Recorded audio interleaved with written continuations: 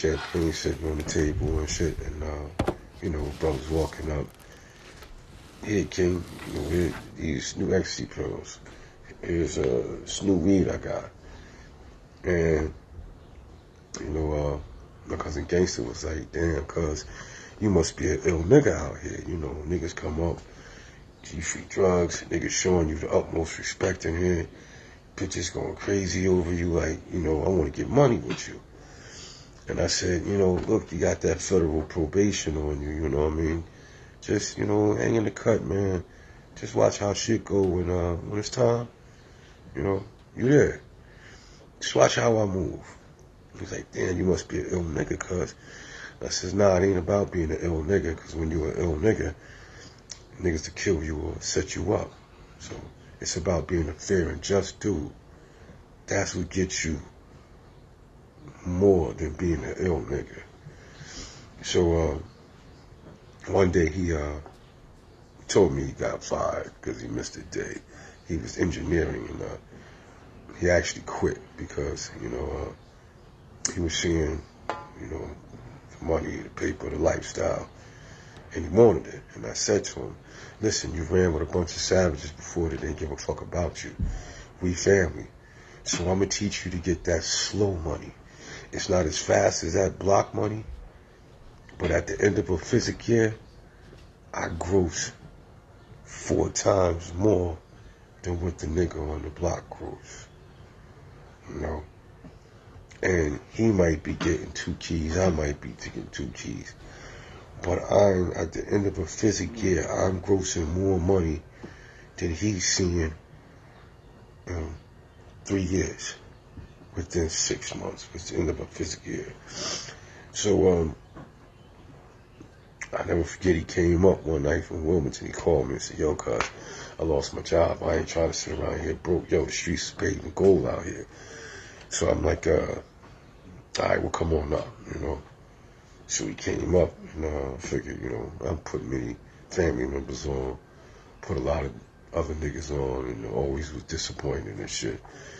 So I was like, fuck it, I'll give him 100 grams, If he fuck up, he fuck up, ain't nothing, everybody else ain't dead.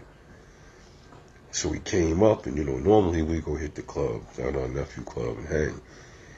And when he came up, I hit him, and he was like, yeah, I gotta get back. I got people waiting on me. So I'm like, whoa, like, damn, we ain't going to the club?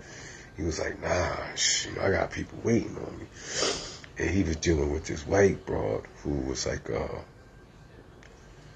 she was like a shaker and a mover around Wilmington, Delaware, Everybody knew her, she worked in the bars, she was a bartender in different bars, so she knew who was who and what, who was what. And in Wilmington, Delaware, you have companies like DuPont, Heinz, like all the major food companies is stationed in Wilmington because they have the lowest tax break in the United States. So the money there was just ridiculous. So, and we had a partner named H who sat on the city council. So when things came up, he went back down. And he said, the only problem we're going to have is some niggas from Philly out there, some Muslim cats. And they got a stronghold on it. But they product is bullshit, You go hold the shit in your hand, 2 grams of it in your hand, and when you open your hand, you got maybe 5 tenths, and the rest of the baking soda just caked all around your hand. So we sent that Richter out there, and motherfuckers went crazy. Like crazy, man, like crazy. Like he knocked off like 100 joints in like 2 days. It's gone. And when he came up, I'm expecting, 4, maybe 5 grand. And he came up and he dumped 9 grand. Like, yeah, whatever this gets me. And I'm like, bro, you made that off of that? And he was like, yeah. He was like, I'm hitting the bars with old girl. We doing 120 a gram. And wiping me out. You know, he was like, mad niggas waiting for me now. So I load him up. Go ahead. So by this time, you know, he takes to the street. You know, he's ambitious. He's like, all right, you know, I got the crackers on smash. I got the white girl with half of that, moving that at the bars and everything else. All right, now it's time for me to hit the streets. There was these projects in Wilmington called The Hill, where the Bloods and Crips would hustle together. They tied bandanas together, sure they was getting money together. And Gangs had all of them working for him. He took over that one. Then he took over another project that was like right across the street from the police station. And he started bringing, you know, a lot of, you know, blood brothers from out of Brooklyn and the Bronx back down there with him, you know, and we took over Wilmington and like, well, I'm not gonna say we took it over, but we had a stronghold on it within 3 weeks, like 3 weeks time, like wasn't nothing moving through here that really wasn't coming from me. And I had a, you know, and, you know, Gangs would always tell me, like, you know, you're that pretty gangster smooth nigga.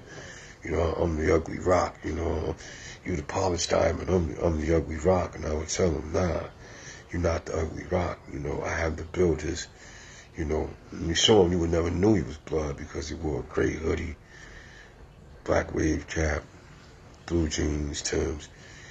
And he had got shot in the head. They had robbed a club in Albany, New York, and banged it out with the state trooper. So he had got hit in the head, and it left an ugly scar. And so his hair didn't grow. I guess when he did surgery on him, and he had a complex about that. And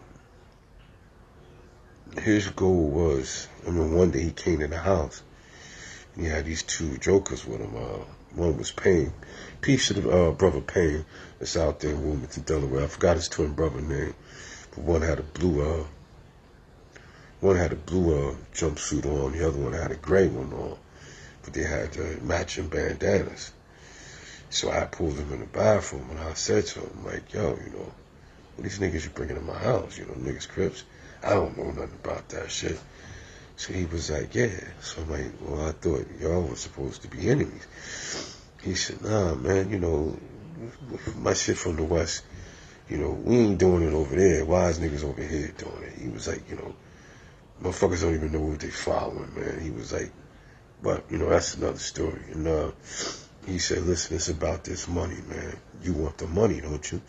Them niggas want 200 grams. So of course I want the money.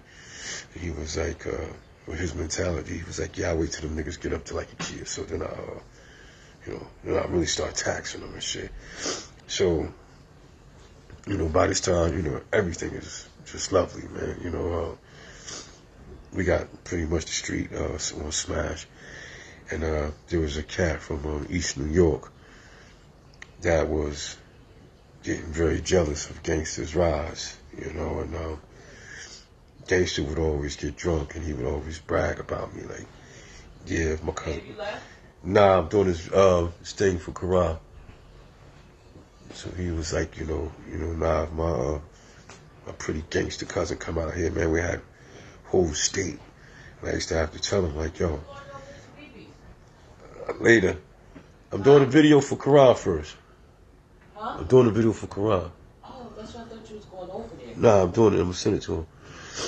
So he was like, so he was like, and I would tell him, like, yo, stop mentioning me, you know, I'm your ace in the hole, you know, you don't expose your hand, you know, don't mention me, you know, as far as out there, all they need to know is about you.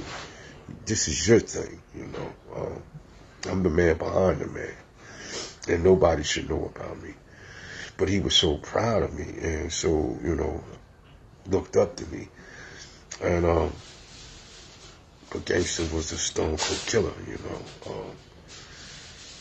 He was, you know, my family, I love him, but he was what he was. And him and the dude from East New York, every time they saw each other, they got it in. Now, picture Wilmington, Delaware. It looks like Manhattan. You got everybody on the run from Jersey and New York out there. Mostly all the jokers that was getting money, the major jokers, was from out of town, out of state. And then you had the Philly jokers. Now throw in the mix, you could walk into Target Master, one of the best gun stores in the United States, and all you needed was a Delaware ID saying you was a resident for 3 years and buy any gun you want. And you could go to a pawn shop and buy a joint like it was nothing. So you throw